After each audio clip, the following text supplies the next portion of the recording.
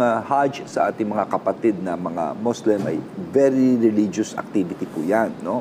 So yan po parating pinaghahandaan ng National Commission of Muslim Filipinos. Taon-taon po yan. Ang nagiging problema po ay ganito. So magbabayad sila, no? Kunyari, gusto ko mag-Hajj, magbabayad ngayon ako for the hotel, sa pamasahe. So wait, pag ako ba yung Muslim, hindi nyo kanya-kanyang booking? Hindi po. May isa pong nag-aanong NCMF po na mamahala po niyan.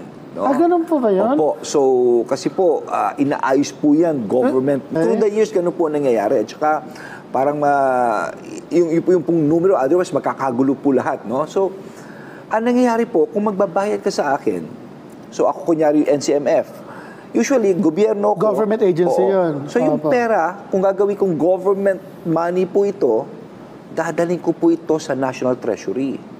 Okay. Sa taas. Ibig sabihin, dadalhin ko po ito sa National, sa taas, sa boss ko. Tapos dadalhin pa sa DBM kung saan-saan. So ngayon, kunyari sabihin ng hotel, kailangan may down payment ka na. Bago ko ma-request yung pera, by that time, baka naku po, magkakagulo-gulo na po tayo. So ang ginawa ko po, sumulat ako sa COA. So sumulat kami na baka po pwede itong Mutawi fees, huwag mo na i-classify na ganyan.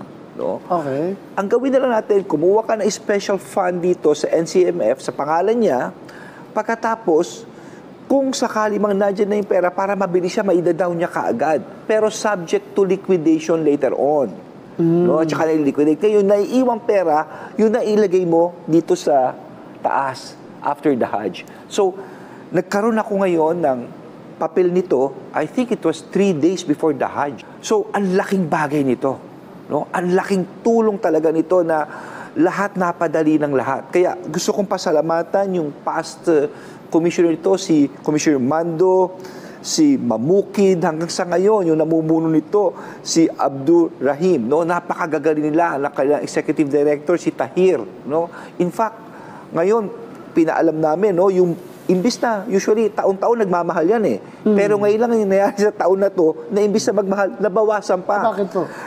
It was reduced by 5.72% from $3,564, naging $3,360 na lang.